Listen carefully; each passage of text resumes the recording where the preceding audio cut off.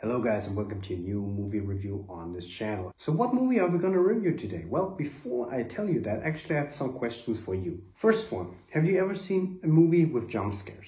Have you ever seen a movie that contains a witch in the forest, for example, near a house of someone, as a neighbor, etc, etc? Have you ever seen any witch movie, stereotypical witch movie? Have you ever seen those typical monsters in horror movies that go and they kind of contort in a very weird, very uncomfortable way? Have you ever seen that and they all make the sound, you know what I mean? Have you ever seen monsters that start to growl when they see the good guys? Have you ever seen a horror movie that spoils the main evil guy in the very first second, spoils the demon in the very first second of the movies? If no, good for you, because normally that's bad practice and you shouldn't do that, because I mean, why fear something you already know from the very first seconds? I mean, where's the tension, right? Well, this movie does that though. So if all of your questions have actually been answered with yes, well then you don't need to see the movie, honestly, because you saw it then. You saw it a million times already. The Witch Next Door is a movie that is probably gonna get my award for most uneventful and most boring horror movie in a lot of years, actually, I would say. Look, I'm not saying this movie is bad. It isn't. The production value is good. The actors, I guess they're fine. Like, the thing is with the actors, it's the script that kind of holds them down. I think those actors are actually quite capable, but the script is holding them down. The script, you've seen it a million times before.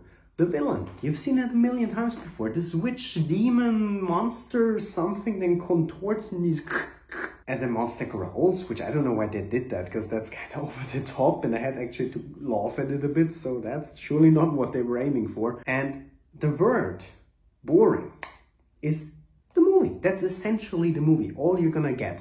Look, it isn't bad. The script isn't bad. It's normal. It's something you've seen a million times before. The monster isn't bad. But people are saying, oh, the design of the monster, so crazy, so great, so creative, and da-da-da. And I'm like, I've seen this so many times before. This is nothing new.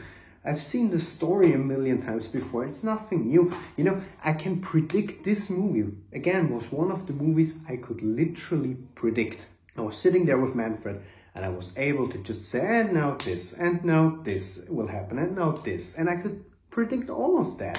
And that's not what should happen, because a horror movie should have me on the edge of my seat, not knowing what will happen. But if I know the monster, the literal monster, 2 minutes in, and I'm not exaggerating this, maybe it's 3 minutes in, but anyway, in the very, very, very beginning, the movie does its first and probably major mistake by telling me, and not even telling me, but showing me the monster. We see the witch next door in the very beginning. Like, literally, you see her, everything. And you know, I saw her and I immediately looked to Manfred. I was like, it's gonna be one of those movies. She's eating children. And honestly, I can't waste any more time on this movie. I'm sorry, it sounds probably pretty harsh. But again, the actors are fine. The script is fine. The scares, I don't know, I didn't get scared, but I saw some people getting scared. Maybe I've just seen too many good horror movies, I don't know.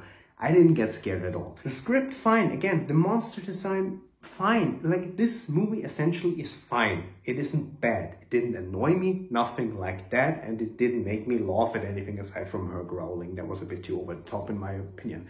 But aside from that, it's fine. You can watch it. But should you? No. Because if you've seen Annabelle, if you've seen The Nun, if you've seen any Conjuring movie aside The Conjuring or The Conjuring 2, if you've seen any schlock horror movie, I don't know, Annabelle 1, 2, 3, or whatever, Slender Man even, God forbid you've seen the movie, I'm sorry for you. Paranormal Activity, you've seen them all. And honestly, if you've seen Blair Witch, good for you, because that's a way better witch movie. At least it's creative, tried to do something different. Because, you know, the thing with this movie is, if you've seen any of the movies I just mentioned, you're gonna watch this, you're gonna leave the cinema and forget it 1 hour later. It's a very uneventful, uninspiring, and boring movie. It's not bad, it's just so boring and uninspired. So yeah guys, that is my very short review on The Witch Next Door. I just don't think it's worth watching. It's just boring in my opinion. It's probably one of the most boring horror movies I have seen yet. So that is my review. What is your opinion? Write it in the comments down below. That is me, David, signing off.